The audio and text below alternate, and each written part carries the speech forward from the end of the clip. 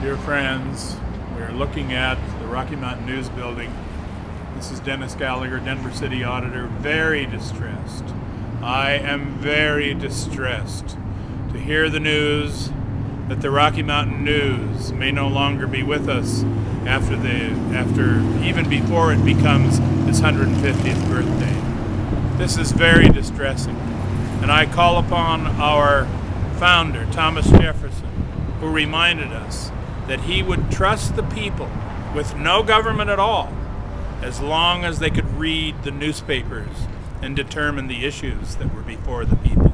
Yes. Think of that. Think of that. And I'm very distressed to think that we would be one newspaper town, and that would mean we're being worse than a one-horse town. So what would the problem be with that? What's wrong with just we need a variety of opinion. As Jefferson said, we need a variety of opinions from our newspapers and from the different sources. So it's called Groups Think. And we do not want to have group think here in Denver. That's what happened to Kennedy when he went into Cuba. Remember, they all sat around and said, "Yes, Mr. President, everything is just fine. The Cuban people are going to rise up." Group think. We don't want to have group think. We've got to have discussions and disagreements and scraps and scrambles, and that's why I'm very distressed that this newspaper may go down. It's very sad for our community. And just in close, again with Jefferson, no nation can be ignorant and free. That's something that never has been nor never will be in all the world. And I could go more into it, well, but so what could be done? What's the solution? The internet, they say, is the solution. I think it is shortening our attention span. People do not study and read the paper in the same fashion that they do with the paper newspaper, where you can actually feel the printer's ink and get it in your veins. There's a difference. The internet is too fragmented, doesn't give you enough time to study and think about the issues. So I'm not quite sure what the answer is, but perhaps it's going to be back to the coffee shops as it was in the early Renaissance when everybody started talking about the issues. Back to the coffee shops. So, all right. And who's going to go next, John? Shall I go next? Yes, John. Okay. John Wren, founder of the Speaker's Corner. Well, I'm glad to be back here again, although, you know, the global warming that we'd hoped for to warm our hearts here each Sunday seems to have not materialized. So hey, we still have warm hearts. now there's a good hearty group here today, and it's a little sun out, but it's still chilly today. And since the global warming's not arrived as promised, what we're going to do is to take a winter recess, and we're going to go ahead today, and then we're going to take a winter recess and reconvene the first Sunday after spring. The first day of spring, which would be something like March 22nd. But I have things on my mind now. You heard Denver City Auditor Dennis Gallagher talk very eloquently about the problem with newspapers. Well, in today's Denver Post, look what they put on the majority of their front page here on their opinion section is two big articles about Facebook. Now, Facebook is a phenomenon right now. There's 120 million people on Facebook, and 30 million of those people have joined in the last 3 months. It's growing like crazy. Now, it wouldn't surprise you, of course, to know that if you didn't happen to see them, these articles in the Post today about Facebook are very negative and talk about living in a fishbowl and how it opens us up. Well, I believe the world is changing. I think it's becoming harder and harder to hide. And, you know, we see all kinds of people now, the rich and the powerful, falling. And I think this is maybe a positive aspect of the internet. They say the Berlin Wall was brought down by fax machines. And I think right now the Rocky Mountain News and the Denver Post are being brought down by the internet. I think this is a problem because the way that newspapers have been structured, they've generated money that they could use for reporters to go in and dig out the facts about what's happening.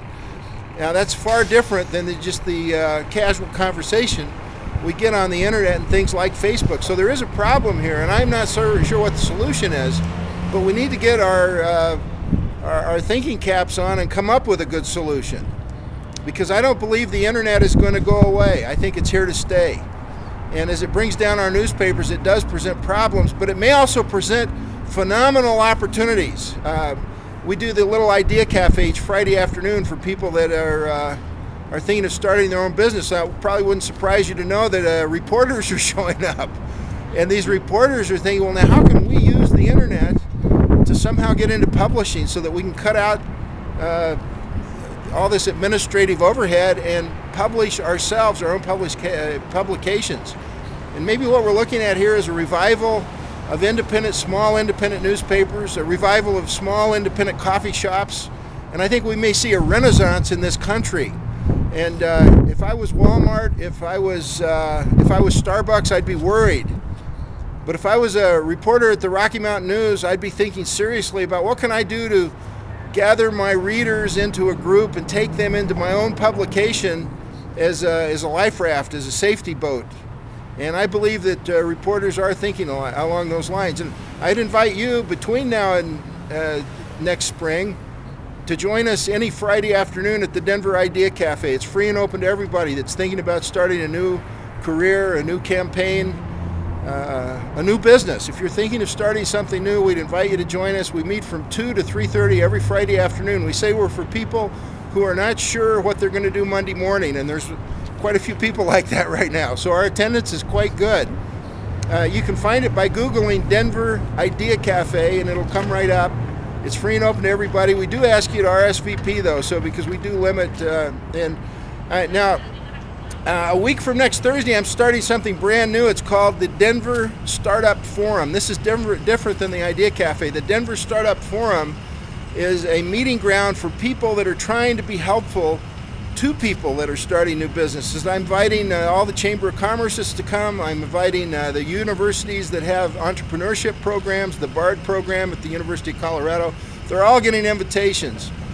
SCORE, the Service Corps of Retired Executives, the SBA, the government programs in Denver that are set up to help the new entrepreneurs. We invite them all to come so that this will become a meeting ground for people who are trying to be helpful to the new entrepreneur so that we can exchange ideas and information. So how does the new entrepreneur get a hold of all of these other people that are willing to help? Well, it's too complicated to talk about right now. But my advice to you is to come to the Denver Idea Cafe. And that's a first step. And the Denver Startup Forum is going to be developing more access to these things because it is a problem right now. Access to this good information is hard to come by. And everybody's trying to figure out a way to do it. And we think that maybe just a little free group meeting here in Denver can be more powerful than the think tanks that are turning their attention to this. Because there's a lot of misinformation out there about startup.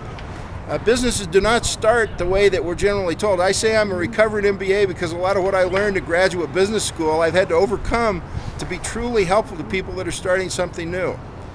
So between now and next spring, I'm going to have my work cut out for me. I'm going to be working hard to help people start new businesses. If that's you, I'd love to have you give me a phone call, johnwren.com, and it comes right up, or maybe at the Denver Idea Cafe one Friday afternoon.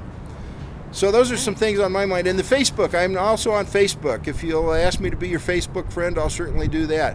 And I think there's a positive side to Facebook, that we're actually going to see things radically change for the better in this country. I'm not one of these naysayers and the negative people. I think that this financial crisis, you know, the symbol for crisis in the calligraphy of the Japanese language, the same symbol for crisis means opportunity. And I think we need to see this way. This economic crisis is shocking us, it's waking us up, it's going to make us look around, and there are opportunities to seize. So I hope you're going to be doing that, and I'm sure to be trying to do my part. So see you next spring. Who's next? Sal.